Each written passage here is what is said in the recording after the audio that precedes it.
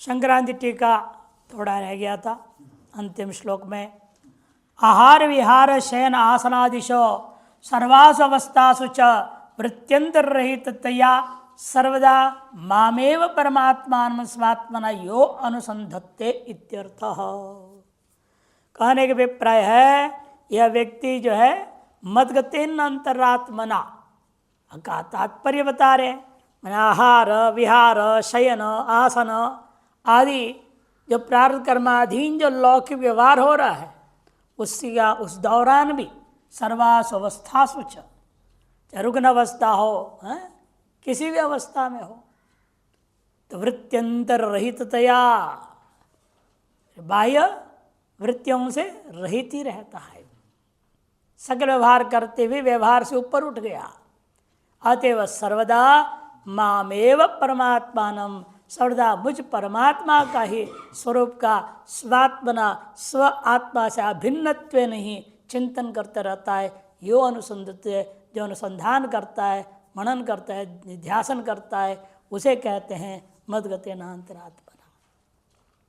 योगी नाम विराट हिरण्यगर्भ ईश्वरादि उपासका नाम सर्वेशाम अपि मध्य सभी योगियों में सर्वेशाम योगी नाम अपि यह सर्वश्रेष्ठ है।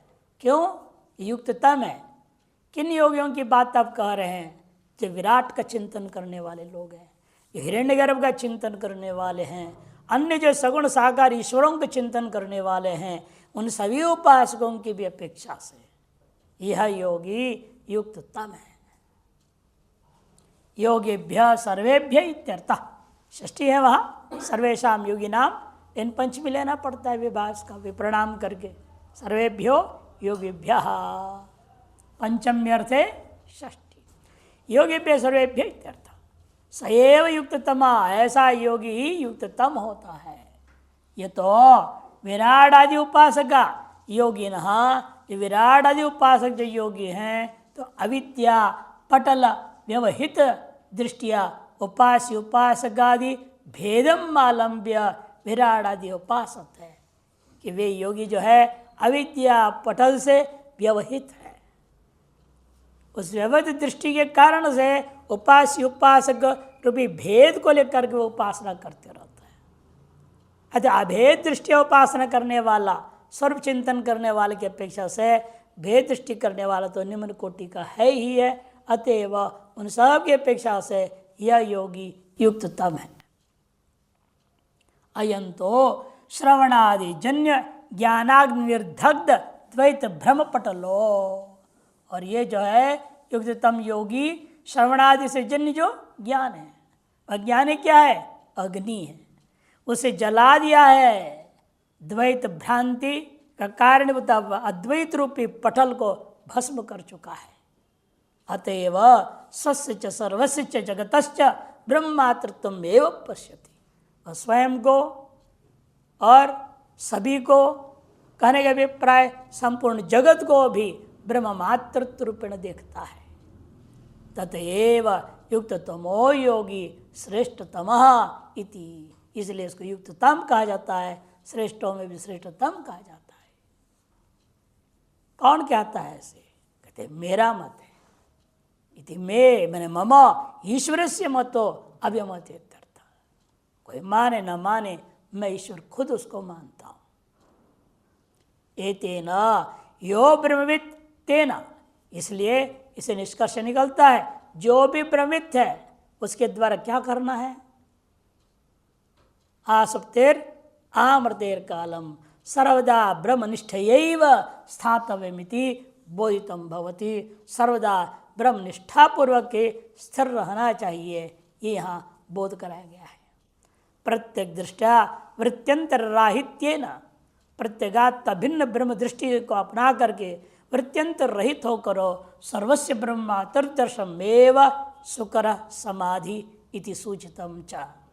वही वास्तव में सभी में ब्रह्मात्मा तृत्व दर्शन करना यही अत्यंत सरल समाधि स्वरूप है। ये बात भी यहाँ सूचित कर दिया गया। टिप्पणी संक्षेप इसलिए पूर्वोक्तेभ्य सर्वेभ्य योगिभ्यो, पूर्वोक्त सकल योगियों की अपेक्षा से पूर्वोक्तभ्य सर्वे योगेभ्यो यो अतिशयेन योगी, जो अतिशयेन योगी होता है स युक्ततमः तस्य लक्षण माह यो मद्गतेन अंतरात्मना सर्वेंद्रिय सहिति। उसी का लक्षण कहते हुए कहा यो मद्गतेन अंतरात्मना, मैंने सर्वेंद्रिय सह मई परमेश्वरे निविष्ट, सर्वेंद्रिय वृत्तियों के द्वारा भी मुझ परमेश्वर में ही निविष्ट है। समाहित चित्तेन अंतःकरणेन, समाहित चित्त समाहित अंतःकरण के द्वारा श्रद्धावान सन भजते अनन्यत्वेन सहिति, अनन्य भाव से वो मेरा भजन करता है, चिंतन करता है, ये तात्पर्य है। अध्याय का सार शार्दूल विक्रीडित छंद में है, जिसके गण के बारे वर्णन किया। मस जसा तगा, मगण सगण जगण सगण तगण तगण और एक गुरु वर्ण रहता है अंत में, उसको कहते हैं शार्दूल विक्रीडित छंदो। उसमें 12 अक्षर और 7 अक्षर विभाग पूर्वक 19 अक्षर का पाद होता है।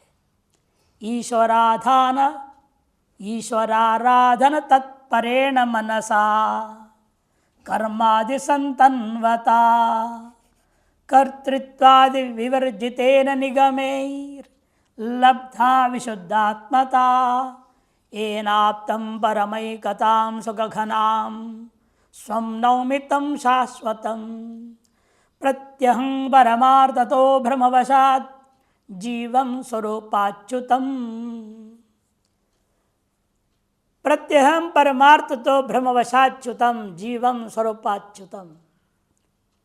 प्रतिहम नित्य निरंतर मैं उस अपनी आत्मा को प्रणाम करता हूँ। स्वम आत्मा नमेव नौमी, मेरी आत्मा जिसको मैं पहले मानता था मरने जीने वाला है, अब मुझे समझ में आ गया है वह शाश्वत है। तम शाश्वतम स्वम नौमी, कैसे था पहले जिसको आप ऐसे समझ रहे हो, क्योंकि परमार्थ तो जो मैं शाश्वत हूँ ये अब समझ में आई ना। पहले भ्रमवशात, भ्रांति के वजह से जीवम स्वरूपाच्युतम, जीव को मैं क्या मान रहा था, स्वरूप से च्युत हो गया था, अलग हुआ, फिसला हुआ, गिरा हुआ मान रहा था। अब मुझे समझ में आ गया मैं क्या हूँ। परमार्थथो, परमार्थता तम शाश्वतम स्वम प्रत्यहम नौमी, नित्य निरंतर प्रतिदिन मैं अपने आप को प्रणाम करता हूँ, जिसके द्वारा मैंने क्या पाया है, ये न परमैकताम सुखघनाम आप्तम प्राप्तम, जिसके द्वारा मैंने सुख घन स्वरूप, आनंद घन स्वरूप, अपनी आत्मस्वरूप को मैंने एकता को प्राप्त किया है। ये कैसे प्राप्त हुआ, ये सब कैसे हो गया। पूर्वार्ध तब ईश्वराराधन तत्परेण मनसा कर्मादि संतन्वता, कर्मादियों को ईश्वरार्पण बुद्धि से विस्तार रूपेण सम्यक प्रकार से अनुष्ठान करते हुए ईश्वर की आराधना में तत्पर रहता हुआ चित्त के द्वारा विवर्जितेन निगमैर कर्तृत्वादि, कर्तृत्व भोक्तृत्व है ना, कारितृत्व भोजितृत्व, इन सारी चीज़ों को वेदों के सारा नेति नेति नेति के द्वारा वर्जन करते हुए विवर्जितेन मनसा लब्धा विशुद्धात्मता, मैं अपने विशुद्ध स्वरूप को प्राप्त किया हूँ। ऐसे मुझे अपने उस विशुद्ध स्वरूप को मैं नित्य निरंतर अब नमस्कार करता हूँ और कुछ नहीं करना है। नम मुक्तिम विधेयम, श्रुति कहती। इस प्रकार से 6ठा अध्याय परिपूर्णता को प्राप्त हुआ। अब 7वां अध्याय आरंभ होता है। अतः 7मो अध्याय, 7वां अध्याय आरंभ होता है। भाष्य अवतरणे का योगिनाम अपि सर्वेषां मद्गतेनान्तरात्मना श्रद्धावान भजते यो मां समे युक्ततमो मत इति प्रश्न बीजम उपन्यस्य। ये जो भगवान ने कहा योगिनाम अपि सर्वेषां, सभी योगियों में से जो मद्गतेन अंतरात्मना श्रद्धा पर मेरा भजन करता है वही मेरे दृष्टिकोण में, मेरे मत में सर्वोत्तम है, युक्ततम है। यह वास्तव में केवल ब्रह्मवेत्ता की स्थिति मात्र वर्णन नहीं किया गया है, इसमें प्रश्न का बीज भी भगवान ने रखा है। इति प्रश्न बीजम उपन्यास्य स्वयमेव। लेकिन यह स्थिति को जानने के बाद यह प्रश्न इसमें क्या छिपा पड़ा है और अर्जुन के दिमाग में आया नहीं। तो भगवान ने देखा, अरे मैं तो जिसका वर्णन किया हूँ, मैं सोचा इसके बारे में कुछ पूछेगा, ये तो बोल ही नहीं रहा है, गदगद होकर चुप बैठ गया। तो क्या करे, अब भगवान की मजबूरी है और स्वयं शिष्य पर कृपा करते हुए आगे बोलते हैं, स्वयमेव ईदृशम मदीयम तत्त्वम एवं मद्गतांतरात्मा स्यात् इत्येतद् विवक्षुर भगवान स्वयमेव उवाच।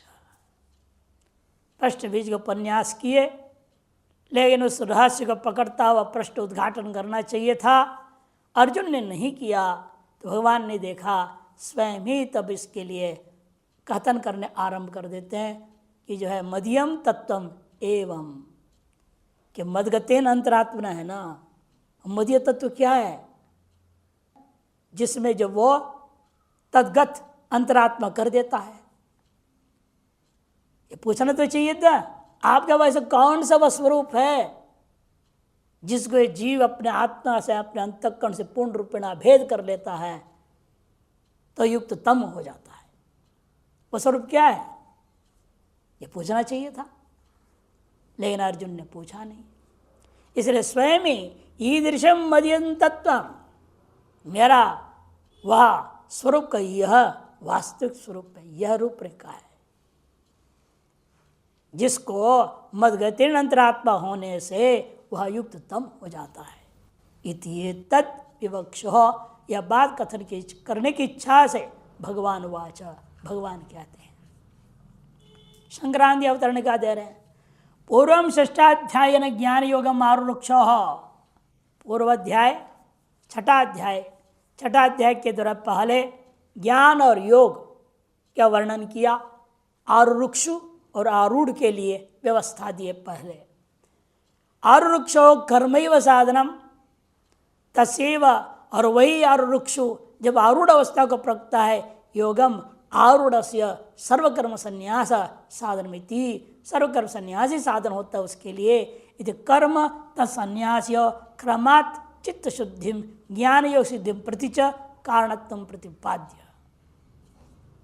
इसलिए क्रमशः ये दोनों कर्म क्या है? चित्त शुद्धि का साधन है, और कर्म संन्यास ज्ञान रूपी योग की सिद्धि का साधन है। यह बात बता दिया गया। उसके बाद क्या किए? योगम सांगम सलक्षण च निरूप्य, पूरे अंगों के सहित आसन क्या है, प्राणायाम क्या, प्रत्याहार, धारणा सब वर्णन कर दिए। सांगम योगम सलक्षण च निरूप्य निरूपण करने के बाद अर्जुन का प्रश्न उठा, एतादृश योग को प्रयास करते करते यदि कोई मर जाए बिना पाए लक्ष्य को, ऐसे योग भ्रष्ट का तो दुर्गति होता होगा। जो उसने आशंका उठाई, तब योग भ्रष्ट से नाशंका अपास्य, उस योग भ्रष्ट के नाश की आशंका को भगवान ने दूर कर दिया और कहा, यो ब्रह्मित तेन सदा ब्रह्मनिष्ठैव स्थातम इत्युक्तम। जो ब्रह्मविद्य है उसके द्वारा ब्रह्मनिष्ठा ही नित्य निरंतर नियमित रूप से सर्वदा स्थापित करनी चाहिए। यह अंतिम श्लोक में आकर के समाप्त किए हैं। अब इदानीं यन्निष्ठया ब्रह्मवित् तिष्ठति, जिसमें निष्ठा पा करके यह ब्रह्मवित् निरंतर ब्रह्म में स्थित हो जाता है, तद ब्रह्म कीदृशम, वह ब्रह्म किस प्रकार का है, किम लक्षणम कथम वा तेन तत्र स्थातव्यम, वह किस प्रकार का है, उसका लक्षण क्या है और किस प्रकार से इस चित्त को उसकी ओर ले जाना होता है, यह भी बताना जरूरी है। ये तो भी पूर्व में बता चुके, अभ्यासेन तो कौन्तेय वैराग्येण च क्रियते इत्यादि संक्षेप में कहा हुआ है, उसकी इस अध्याय में थोड़ा विस्तार से समझाएंगे। इति आशंकायां तन्निरूपयितुम सप्तमाध्याय आरभ्यते। इन्हीं बातों का निरूपण करने के लिए 7वां अध्याय आरंभ होता है। तद्रादौ ईश्वरेक शरणतया शुश्रूषुणा मोक्षार्थिना श्रोतव्यार्थे सावधानेन भवितम् इति ज्ञापयितुम् अर्जुनम मदाश्रयो मनमनाश्च भूत्वा मया उच्यमानम् अर्थं सावधानतया शृणु इति बोधयितुम् श्री भगवान उवाच। उस सबसे पहले आदमी कहाँ कमजोर पड़ रहा है, साधक कहाँ कमजोर पड़ रहा है? श्रवण में गड़बड़ी है। तो मनन क्या होगा? निध्यासन कहाँ से होगा? श्रवण में यादृश एकाग्रता, श्रद्धा, तत्परता होनी चाहिए, वो नहीं है। समस्या ये है, अब ये बात समझ में आ जाए, व्यक्ति समर्पित भाव से लग जाएगा, फिर एक ही बार श्रवण से काम हो जाएगा। नहीं तो बार बार कई आचार्यों से सुनने पर भी काम नहीं होगा। ये बात समझाना है इनको। ईश्वरैक शरणतया शुश्रूषुणा, जो सुनना चाहता है, मोक्षार्थी है, श्रोतव्यार्थे, श्रोतव्य पदार्थ में सावधानेन भवितव्यम, अत्यंत सावधानी की अपेक्षा है। इसलिए महात्मा थे देहरादून में, उनने अपना इस जीवन को उद्घोषणा कर दी थी। एक ही नारा उनका था, सावधानी ही साधना है। सरदास जी महाराज कालका मंदिर वाले, सावधान ही साधना है।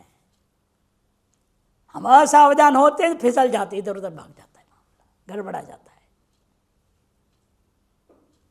क्षुरस्य धारा निशिता पिहितया दुरत्यया है। तलवार की धार पर चलने के समान है, थोड़ा सा फिसले इधर उधर हो जाए।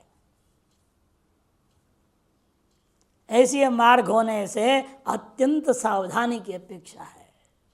और इस बात को ज्ञापन करने के लिए अर्जुन को क्या बताना चाह रहे हैं? 3 काम तुम्हें करना होगा। सबसे पहले मदाश्रयो भव, मेरे शरणागत हो जाओ। हे ईश्वर, प्रार्थना कर लो, आप ही मेरे दिल दिमाग सारे चीज को इसमें लगा देना। मदाश्रयो, फिर मन मनाश्च, मेरे शरणागत होने से मेरे मन भी मेरे को दे दो। मन मेरे को नहीं दोगे, अपना बनाए रखोगे तो मन अपना नाच नाचते रहेगा। कई बार सुना चुका हूं। एक समय में रजनीश के द्वार में लिखा हुआ था, गदा आओगे मेरे पास कैसे आओगे? मन तो देने सामर्थ्य तो है नहीं, भगवान तो मन दे दो, वो दे नहीं पाते तो क्या करना चाहिए? उसने दूसरी बात कही, दूसरे ढंग से, किसी को कहा दूसरे ढंग से। उसने keep your mind in the socks and put A not into it and keep that in the shoes before entering my house. अपने मन को जुराबे में डाल दो, गांठ बांध दो कि बाहर ना आ जाए। जैसे भूत को बोतल में बंद कर दिया, टाइट, एयर टाइट पैक करना पड़ता है, नहीं तो भूत निकल जाएगा। वैसे मन भूत है, इसको अंदर घुसाओ, बांध दो और उसको जूते के अंदर दम बजा दो उसको, तब अंदर आओ। मैंने खोले साफ दिल खाली दिमाग से आना तो मैं कुछ डाल पाऊंगा। तो कचड़ा पेटी लेके आ रहा है तो मुझे कचड़ा पेटी साफ करने में टाइम लग जाएगा। कब डालूंगा मैं अपने जो चाहता हूं बात को? इसलिए खाली मन से जाना गुरु के सामने, कुतर्क से भरा हुआ जाल से युक्त होकर जाओगे, उस जाल को पार करके यथार्थ ज्ञान अंदर जा नहीं सकता है। जाल में वो भी फंस जाएगा, अंदर जाएगा कैसे? इसे श्रवण करते वक्त ये अत्यंत महत्वपूर्ण बात है। मदाश्रयो मन मनाश्च भूत्वा, और क्या करना? मया उच्यमानम मर्तम सावधानतया शृणु, मेरे द्वारा कहे जाने हर एक वचन को अत्यंत सावधानी से सुनना चाहिए। ये श्रवण का मुख्य 3 अंग है। यदि ये तीनों अंगों से युक्त श्रवण करेंगे, एक बार श्रवण करने से काम हो जाएगा।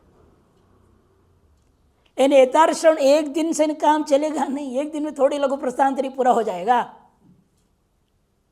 और ये स्थिति आपका अंतःकरण का 3 साल तक कम से कम लगातार बनाए रखना पड़ेगा।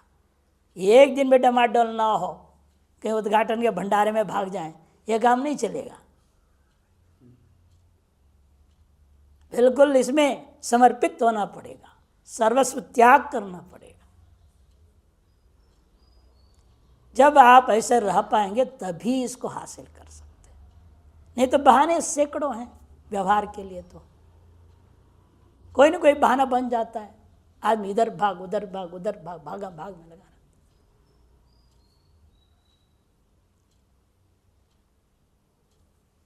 इसलिए भगवान कहते, देखो, श्री भगवान वाच मय्यासक्त मना पार्थ योगम युञ्जन्मदाश्रयः असंशयं समग्रं माम् यथा ज्ञास्यति तच्छृणु। मय्यासक्त मना पार्थ योगम युञ्जन्मदाश्रयः असंशयं समग्रं माम् यथा ज्ञास्यसि तच्छृणु। हे पार्थ, इसलिए संबोधन दिया, जैसे तुम्हारी माँ जो है मेरे लिए पूर्णतया समर्पित है, मुझ में ही मन लगा रखी हुई है, मुझ में ही आश्रित है। मदाश्रय मय्यासक्त मना, तब जाकर के असंशयम समग्रम योगम यथा ज्ञास्यसि तत् माम शृणु। कहते युंजन मदाश्रय, जैसा आप पहले क्रम दिया उस हिसाब से पहले लेना है हमें। मदाश्रय युंजन, मुझ में आश्रित हो करके, मय्यासक्त मनासन, और मुझ में ही आसक्त मन वाला होकर, असंशयम समग्रम योगम युंजन, और समग्र योग को बिना किसी प्रकार के कोई संशय लेश मात्र के भी न रहते हुए, ऐसे योग को यथा जैसे जिस प्रकार से तुम जान सकोगे उस प्रकार से मैं अब उपदेश देने वाला हूं, तत् शृणु, उसको तुम सुनो। शांकर भाष्य, मयीति, मयि वक्ष्यमाण विशेषणे परमेश्वरे, आगे कहे जाने वाले विशेषणों से परिपूर्ण है ना। मैं अमुक रूप में हूँ, अमुक रूप में हूँ। आगे विभूति पाद में विस्तार करेंगे, यहाँ कुछ कहेंगे थोड़ा। मयि आसक्त मना में कह रहे, मयि वक्ष्यमाण विशेषणे परमेश्वरे आसक्तम मनो यस्य स मयि आसक्त मना। यह सप्तमी का लुक है। सप्तमी विशेषण है, सूत्र है ना, बहुव्रीहि कंठे काला, कंठे काला जो समास होता है, और मई का सप्तमी यहाँ लुक नहीं हुआ। से मदासक्त मना होना चाहिए, नहीं तो मैया के जरूर मदासक्त मना होना चाहिए था, और सप्तमी अलुक है।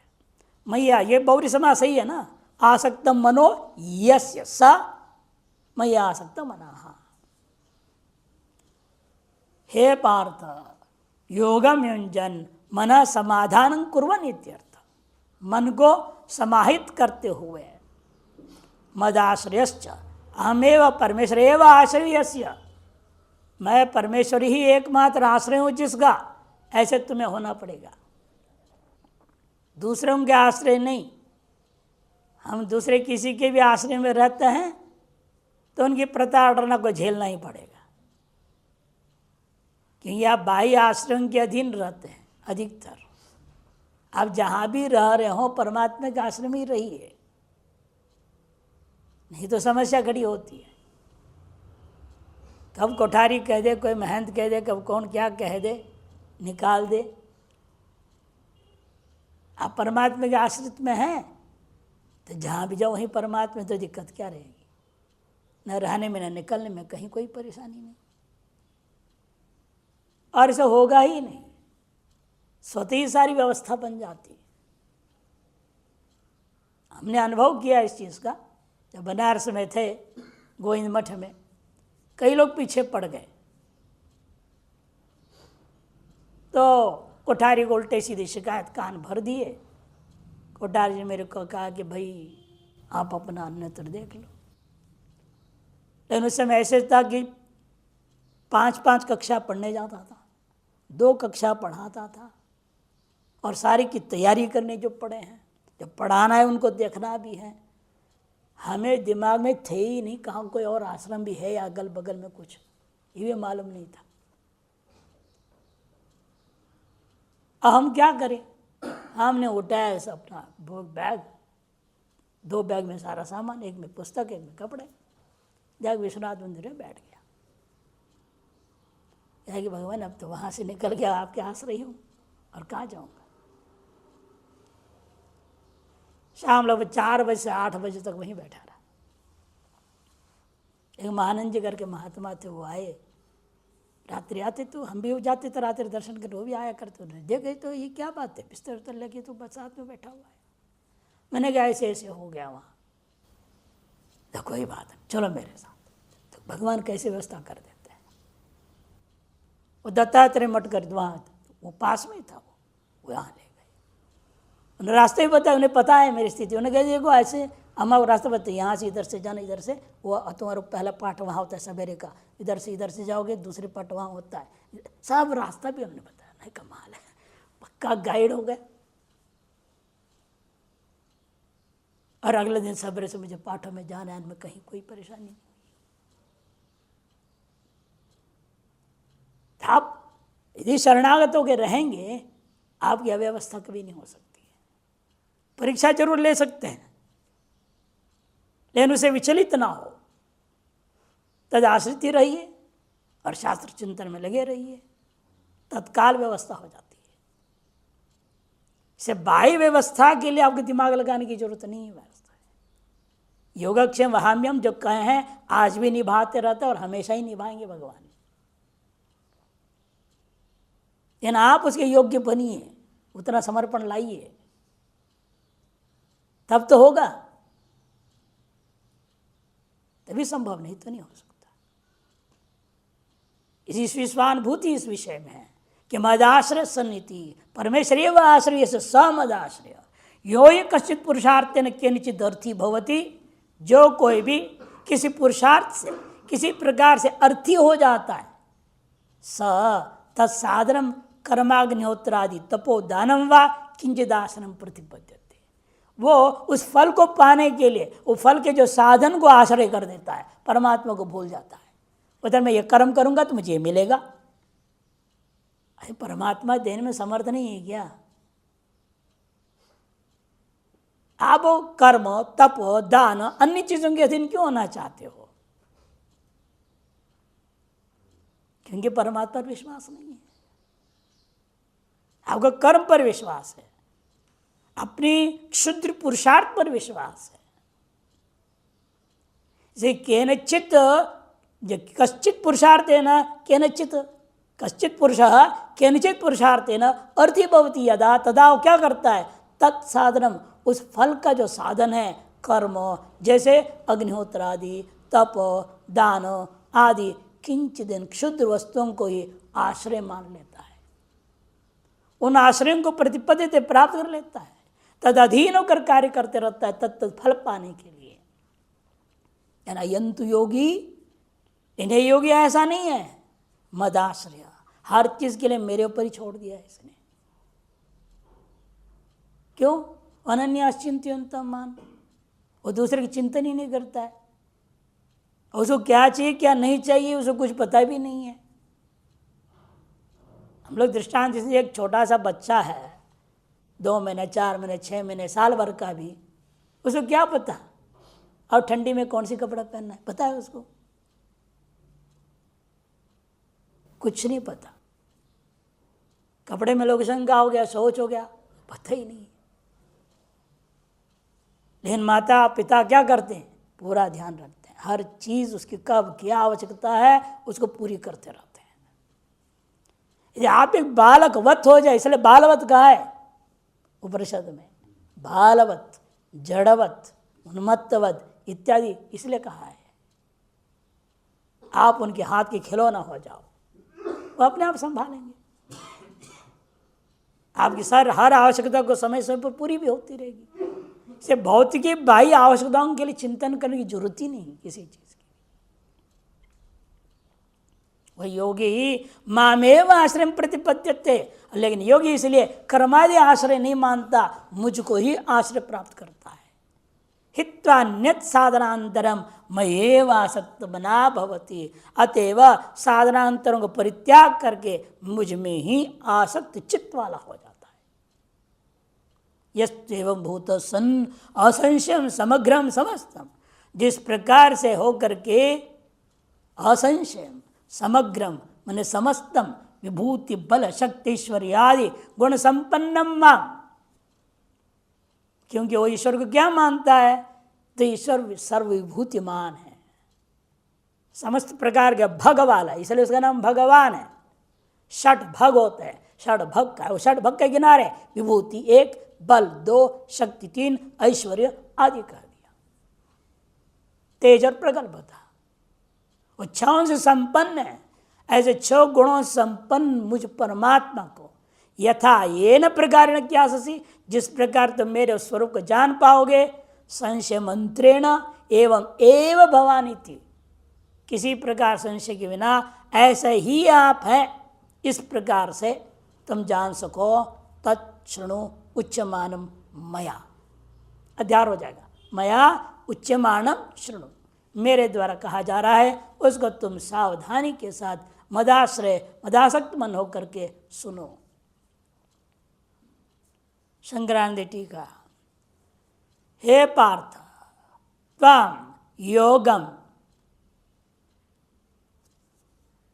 आगे अन्वय करना है क्रिया कर्तुम इच्छन, योगम कर्तुम इच्छन, अंत के साथ युंजन, योगम युंजन है ना श्लोक में, इसे पहला पंक्ति में ही अंत में है, देखो युंजन मने युक्षन, कर्तुम इच्छन, उसके साथ तम योगम कर्तुम इच्छन, कैसा योग, वो बीच में कह दिया। तम विद्या दुख संयोग वियोगम योग संजितम इत उक्त लक्षणम योगम युंजन, तुम जो है पूर्व में उक्त इस लक्षण वाला योगों से युक्त होता हुआ, युक्त होने की इच्छा करता हुआ, युक्त हो ही गया तो फिर करना क्या रह जाता है, इसलिए युंजन कर दिया, युक्षुन सन्नंत ले लिया उसको, मने तारस योग को कर्तुम इच्छन, अपने जीवन में ढालने की चाहत के साथ। मदाश्रयो अहमेव सर्वात्मा सर्वांतर्यामी भक्त त्राण परायण परमेश्वर आश्रयो आलंबनम शरणम यस्य स मदाश्रय। मदाश्रय की व्याख्या करते हैं, मैं परमात्मा ही, जो कैसा हूं मैं परमात्मा, कोई मंदिर आदि में रहने वाला नहीं हूं, सर्वात्मा हूं। सर्वात्मा जड़ चेतन रूप में हूं, इतना ही नहीं, सभी के भीतर बाहर मैं ही हूं, सर्वांतर्यामी, सभी के भीतर सबका नियमन करने वाला भी मैं ही हूं,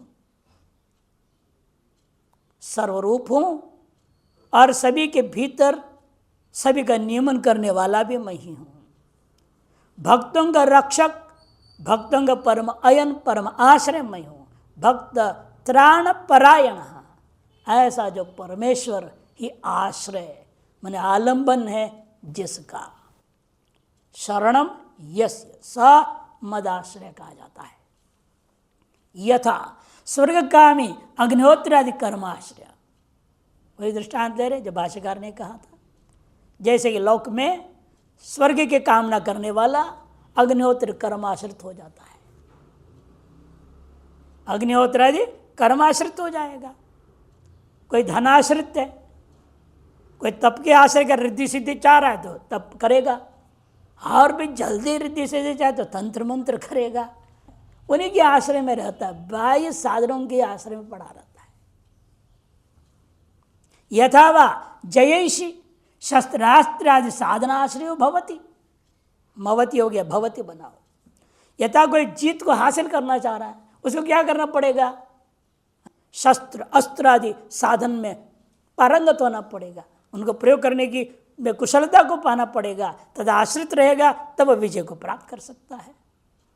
तथा मुमुक्षुर योगी मदाश्रय, उसी प्रकार यहाँ मुमुक्षु जो होता है योगी, वो मदाश्रय होता है। क्यों जानता है वो ईश्वरानुग्रह देव पुंसाम अद्वैत वासना,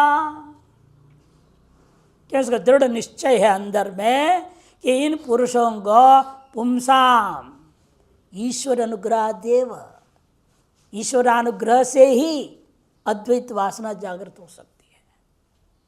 आप अद्वैत स्वरूप है, तदाकार वृत्ति अनादिकाल से बना हुआ था ही, लेकिन किसी कारणवश च्युत हो गया विद्या से आवरण करके।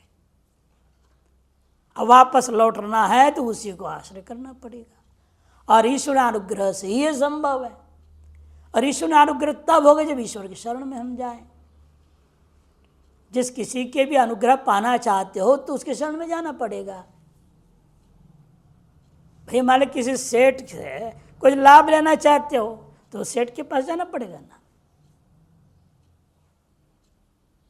उसको किसी तरह से प्रसन्न करना पड़ेगा और आपकी कार्यक्रम बताना पड़ेगा, व्यवस्था बतानी पड़ेगी, तब वो खुश होगा, हाँ जी भाई अब मदद करता हूँ, लो, तब वो देगा ना। तो इसी तरह से धनाश्रित व्यक्ति के लिए धन ही के पास जाना पड़ता है। इसलिए हमें भी यहाँ क्या करना पड़ेगा, ईश्वर का अनुग्रह चाह रहा हूँ तो ईश्वर के शरणागत होना पड़ेगा। उसके बिना अद्वैत वासना जगने वाला नहीं है, क्योंकि व्यक्ति जान रहा है योगी मुमुक्षु ईश्वरानुग्रह देव पुंसाम अद्वैत वासना स्मरणात् मदाश्रय खलु मुमुक्षोर ज्ञानम तत्साधन पौष्कल्यम मोक्षश्च निर्विघ्नेन सिद्ध्यति। जो मेरे आश्रय को पा लेता है उसी से ही निश्चित रूपेण मुमुक्षु जो है ज्ञान का साधन के पौष्कल्य सामग्री और अंततोगत्वा मोक्ष भी निर्विघ्नेन सिद्ध्यति, बिना कोई विघ्न का वो प्राप्त कर सकता है। अतः तुम मदाश्रय सन, इसे तुम जो है मदाश्रय हो करके मयि वक्षमाण लक्षणे ज्ञातव्य परे ब्रह्मणि एव आसक्त मना, मदाश्रय मयि आसक्त मना, विपरीत क्रम से अन्वय कर रहे हैं। पहले उन्होंने मदाश्रय को ले लिया, अब मदासक्त मना। सबसे पहले योगम युंजन को ले लिए, फिर मदाश्रय, अब मैं आसक्त मना को घटा रहे हैं। मुझे वक्षमान लक्षण वाला परमात्मा ईश्वर में ज्ञातव्य ज्ञेय ब्रह्म में, पूर्वाध्याय में क्या था, ध्येय ब्रह्म पर विचार हुआ गया, अब यहाँ ज्ञेय ब्रह्म को लेकर के कह रहे हैं। ज्ञातव्य परे ब्रह्मणि एवं आसक्त मना सन, आसक्त मन वाला होकर मद लक्षणम मद तत्वम और मन महत्व विचार तद अवगम तन निश्चयादौ एव आसक्तम संलग्न मनो यस्य स इति। मैं आसक्त मना, क्या क्या चीज मेरे बारे में, मेरे लक्षण को, मद लक्षणम, मद तत्वम मेरा वास्तविक रहस्य को, स्वरूप को, मेरे महत्व को, इन सब का विचार, और तद अवगम उसके अनुभव पर्यंत तन निश्चय पूर्वक, तन निश्चयाद आदौ एव इत्यादि में ही आसक्त है, संलग्न है मन जिसका, उसे कहते हैं मैं आसक्त मना। ऐसा भूतवा हो करके, न तो अन्यत्र आसक्त मना सक, अन्यत्र आसक्त मन वाला होकर नहीं। पंचदशीकार बहुत सुंदर दृष्टांत दिए हैं, नारी का दृष्टांत देते हैं, सगल कामकाज करती रहती है, लेकिन जिसके प्रति मन में भाव है उस पर समर्पित रहती है, उसको सदा चिंतन करती रहती है, उसको याद करते हुए सारे काम सही ढंग से कर लेती है। अन्य पुरुष विग्रह नारी आया है वहां पर, मैंने अन्य पुरुष का पति है किसी के लिए, जिसका पति नहीं है तो किसी न किसी संबंध है मान लो, उसमें व्यग्र है चित्त उसका, लेकिन फिर भी सगल कामकाज होता है। कहीं कोई है नहीं नमक ज़्यादा पड़ जाएगा, कि नमक तब ज़्यादा पड़ता है जब आप अन्यत्र मन वाले हो जाते हैं, होता है, हमारे यहाँ होता है, विद्यार्थियों से नहीं होता। वो क्या लगा दिए हैं कान में और बड़बड़ करते रहते हैं, और कहीं कुछ आ रहा है खबर उसको सुन रहे और भूल गए, एक बार डाल चुके दूसरी बार डाल दिए, तो अन्य माना होने से तो हुआ ना बिगड़ा। ये स्वाभाविक है, इसे यहाँ ऐसा नहीं होना चाहिए।